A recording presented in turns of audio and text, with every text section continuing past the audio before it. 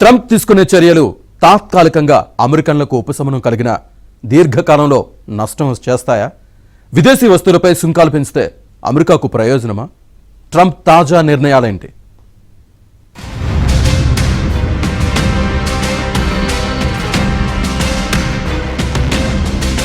America అధ్యక్షుడిగా Donald Trump బాధ్యతలు చేపట్టినప్పటి నుంచి బెదిరింపు ధోరణితో వ్యవహరిస్తున్నారు.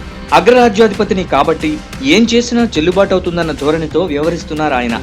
ఆ సుంకాలు పెంచుతాం, ఈ సుంకాలు పెంచుతామంటూ బెదిరిస్తున్నారు. విదేశీ వస్తువులపై పన్నులు పెంచితే అమెరికాలో ధరలు పెరుగుతాయి. టార్గెట్ చేసిన దేశాలు తిరిగి అమెరికాను టార్గెట్ చేస్తే చాలా దేశాల్లో అగ్రరాజ్యం అసలు వ్యాపారం చేయలేని పరిస్థితి వస్తుంది. 2017లోనూ ట్రంప్ ఇదే తరహా పన్నులు వేయడంతో గ్లోబల్ ట్రేడ్ లో అమెరికా వాటా తగ్గింది. చైనా, ఇండియా లాంటి దేశాలు విజృంభించాయి. అమెరికాతో కాకుండా ఈ దేశాలు వేరే కంట్రీస్ తో ట్రేడింగ్ చేశాయి. Google, Microsoft, Amazon, Facebook, general Motors లాంటి కంపెనీలు వివిధ దేశాల్లో వ్యాపారం చేస్తూ భారీగా సంపాదిస్తున్నాయి.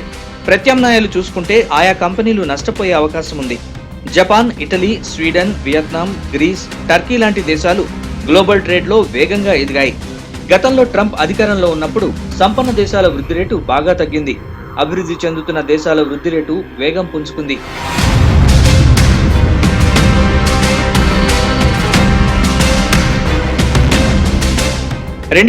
లోనే ట్రంప్ ప్రభుత్వం EU, ఆసియా దేశాలతో ట్రేడ్ టాక్స్ ఆపేసింది. దీనివల్ల అమెరికాకే నష్టం వచ్చింది. UAE, పోలాండ్, చైనా బాగా లాభపడ్డాయి. అందుకే ట్రంప్ ట్రేడ్ పాలసీల వల్ల ఇప్పటికిప్పుడు అమెరికాకు డబ్బు వచ్చి పడ్డా ఆ తర్వాత నష్టాలు తప్పవు.